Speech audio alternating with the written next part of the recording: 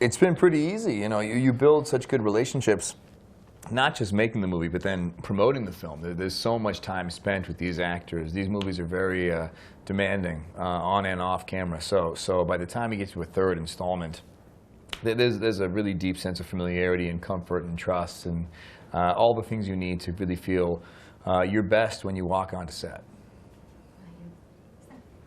Yeah, no, I mean, it's just, you know, I think we do a good job at, like, making things light and keeping each other laughing, you know, in between, because sometimes the shoot is so long, especially, so.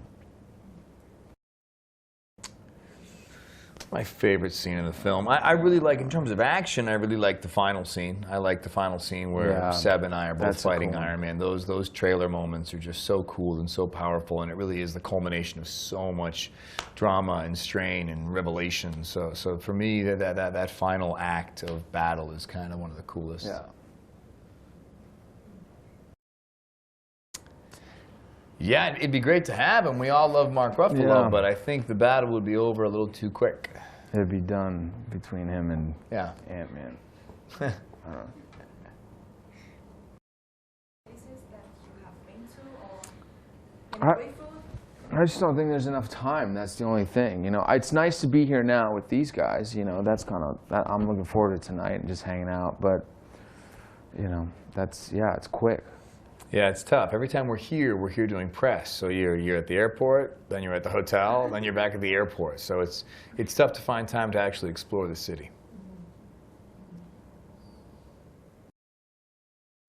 Yeah, whenever I've done a few of those comic book conventions, you know, Wizard Worlds and Comic-Con, and fans really show up giving really, really intricate, beautiful pieces of art or stuffed animals and things like that. It's always been really a nice outpouring of support.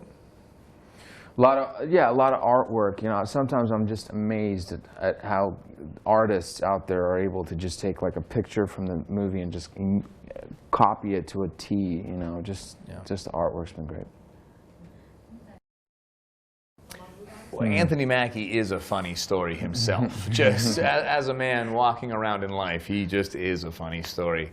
I'm always so bad at those. Do you have any good stories? No, there's a few coming your way soon. I'll just say that. But, you know, yeah.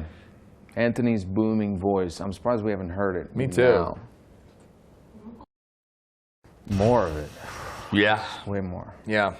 God, I don't know what's been different. I mean, the Russos are so good at action. They really know what they're doing. And, you know, Seb and I got to have a little more interaction. In Winter Soldier, it was me fighting Sebastian, you know, and in that aspect, it was a lot of really good, grounded hand-to-hand combat. With this one, we're obviously on the same team, and we're fighting a lot more formidable foes, so it's a lot more, you know, people flying around and shooting missiles and jumping and flipping, and it didn't feel...